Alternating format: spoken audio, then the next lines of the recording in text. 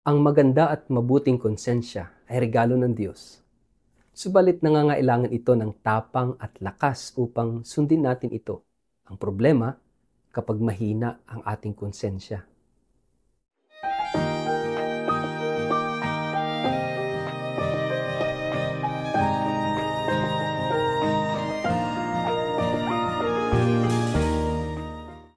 Ang mabuting balita ng Panginoon ayon kay San Marcos. Nakarating kay Haring Herodes ang balita tungkol kay Jesus, sapagkat nakikilala na siya ng maraming tao.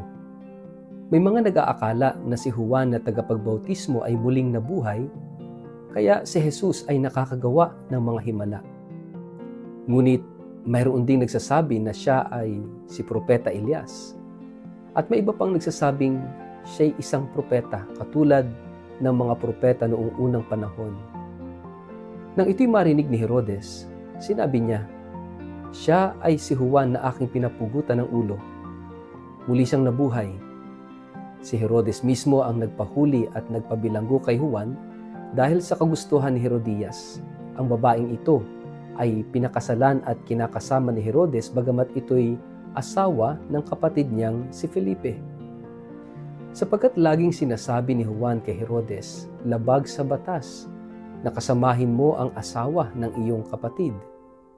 At dahil dito, si Herodias ay nagkimkim ng galit kay Juan at ibig niya itong ipapatay. Ngunit hindi niya ito magawa sapagkat alam niyang natatakot si Herodes kay Juan. Itinuturing ng hari na si Juan ay taong matuwid at banal at sinisikap niyang huwag itong mapahamak.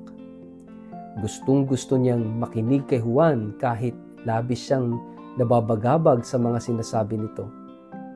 Subalit nagkaroon din ng pagkakataon si Herodias na ipapatay si Juan nang sumapit ang kaarawan ni Herodes. Si Herodes ay nagpahanda ng malaking salo-salo at inanyayahan niya ang kanyang mga opisyal, mga pinuno ng hukbo at ang mga pangunahing mamamayan ng Galilea. Nang pumasok ang anak na babae ni Herodias at nagsayaw, labis na nasiyahan si Herodes at ang mga panauhin. Kaya't sinabi ng hari sa dalaga, hingin mo ang anumang nais mo at ibibigay ko sa iyo. Naipangako rin niya sa dalaga na ibibigay niya kahit ang kalahati ng kanyang kaharian kung ito ang hihingin. Kaya't lumabas ang dalaga at tinanong ang kanyang ina, ano po ang hihingin ko? Ang ulo ni Juan na tagapagbautismo. Sagot ng ina. Mabilis na nagbalik ang dalaga sa kinaroroonan ng hari at sinabi niya, ang nais ko'y ibigay ninyo sa akin ngayon din, ang ulo ni Juan na tagapagbautismo na nakalagay sa isang pinggan. Labis na nalungkot ang hari. Subalit dahil sa kanyang sumpang narinig ng mga panauhin, hindi niya matanggihan ang dalaga. Kaagad niyang iniutos sa isang kawal na dalhin sa kanya ang ulo ni Juan. Sumunod nga ang kawal at pinugutan niya ng ulo si Juan sa loob ng bilangguan. Inilagay niya ang ulo sa isang pinggan at ibinigay sa dalaga. Ibinigay naman iyon ng dalaga sa kanyang ina. Nang mabalitaan ito ng mga alagad ni Juan, kinuha nila ang kanyang bangkay at inilibing. Ang mabuting balita ng Panginoon. Word of the day, hear what God has to say. Mapagpalang araw po sa inyong lahat. Kumusta po kayo? Ang ating pong word of the day ay conscience. Mga kapatid, dinadala po tayo ng ating ebanghelyo ngayon sa kwento ng maraming tao na either walang konsensya o mahina ang konsensya. Dinidefine ng ating katisismo na yung konsensya raw, ito ay ang tinig ng Diyos na nagsasalita sa atin. Ito yung mahalagang makita natin na lahat tayo ay sadyang binigyan ng konsensya para malaman natin kung ano yung tama at mali, ano yung mabuti at hindi mabuti. Mga kapatid, tingnan natin yung ating gospel. Naungkat sa gospel natin yung kwento ng pagpatay kay Juan Bautista dahil pinagkamalan ni Herodes na si Jesus ay si Juan na muling nabuhay. Kaya inilahad sa ating ebanghelyo ngayon kung paano nga ba pinatay o pinapugutan ng ulo si Juan Bautista. At makikita natin itong kwento ngayon ay punong-puno ng mga characters na it's either mahina ang konsensya o kaya na may walang konsensya o manhid na konsensya. Unang-una ay si Herodias, na dahil si Herodias ay asawa ni Felipe na kapatid ni Herodes, subalit si Herodias ang kinakasama ni Herodes, si Juan Bautista ay tahasang nagsasalita tungkol sa kanilang maling relasyon. Pero sa halip na pakinggan ni Herodias yung mensahe ni Juan Bautista, siya nagkimkim ng galit at gustong-gusto niyang ipapatay si Juan pero hindi siya makakuha ng pagkakataon. At dahil alam niya na iginagalang ni Herodes si Juan Bautista at tinitingnan siya'y banal na tao, pero nandun sa puso ni Herodias yung galit at gustong paghigantihan si Juan at gustong ipapatay. Doon pa lang makikita na natin the kind of conscience na meron itong si Herodias ay talagang maling-mali at talagang sira o walang konsensya. Kumbaga para bang naghihintay lang ng tamang pagkakataon para makapaghiganti. Alam niyo, pwede rin tayong matulad kay Herodias na dahil sa ating galit at dahil sa ating incorrigibility ayaw nating magpatuwid, sa halip na pakinggan yung pagtutuwid o pagtatama sa atin, gusto nating alisin sa kwento ng buhay, alisin sa picture yung nagsasalita ng against sa atin. That is the case. Tingnan natin yung ating konsensya.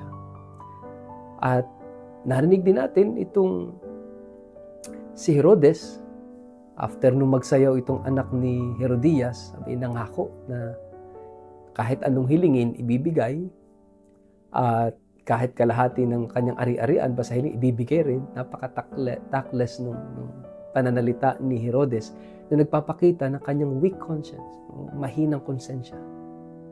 Kaya nga, humirit itong anak ni Herodias sa halip na nung siya tanungin kung ano yung gustong iregalong kapalit, walang sariling desisyon, pumunta sa nanay at sinabing yung ulo ni Juan ang hingin. At itong anak ni Herodias, wala rin konsensya, hindi nag-iisip, yun nga ang hiningi kay Herodes. At dahil mahina itong konsensya ni Herodes, wala na siyang nagawa, nakapagbitaw na siya ng salita, hindi niya kayang panindigan kung ano yung sinasabi ng kanyang konsensya. Bagamat siya may respeto, natatakot kay Juan, pero wala nakapagbitaw na siya ng salita at hindi niya kayang bawiin yun. Dahil sa kanyang mahinang konsensya, pinanindigan na lang niya. Kahit alam niyang mali yung kanyang gagawin. Kahit matagal niya nang kinatatakutan itong si Juan, dahil naniniwala siyang siya'y banal na tao, pero walang nagawa si Herodes. Mahina ang konsensya. Sino pa? Lahat. Pati yung kawal na pumugot sa ulo ni Juan, pati yung lahat ng mga bisita, lahat ng mga panauhin, mga walang konsensya. Isa lang ang mayroong konsensyang may pinanindigan, si Juan. Kung ilalagay natin sa paghahalintulad, pinugutan nila ng ulo si Juan dahil ang lahat ng karakter sa kwento, mga walang ulo, mga walang utak, mga walang konsensya.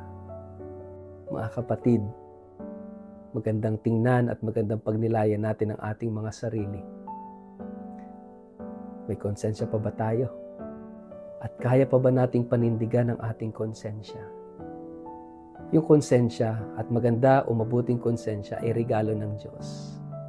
Subalit hindi lang sapat na meron kang konsensya. Mahalagang panindigan mo ito. Kaya kinakailangan natin ng tapang at ng lakas para panindigan kung ano ang sinasabi ng ating konsensya. Sapagkat ang konsensya ituturo sa atin kung ano yung tama ay dapat gawin at kung ano yung mali ay dapat iwasan. Kapag sa kabila ng mga ganitong pagkakataon at ang pinipili pa rin natin ay ang mali, bagamat alam natin ang katotohanan, alam natin ang mabuti, ibig sabihin mahina o kaya naman baka naman wala na tayong konsensya. Pagdasal natin ang ating mga sarili at hilingin natin sa Diyos ang dalawang bagay na ito, ang konsensya at ang lakas na tuparin ang mabuting konsensya natin. Sa ngalan ng Ama, ng Anak at ng Espiritu Santo. Amen. Ama naming Diyos, bigyan mo kami ng malinis at mabuting konsensya. At bigyan mo rin kami ng lakas upang tupdin, upang sundin ang aming konsensya sa aming pagdesisyon at sa aming paggawa ng mga bagay araw-araw. Pagpalain po kayo at ingatan ng makapangyarihang Diyos, Ama at Anak at Espiritu Santo. Amen.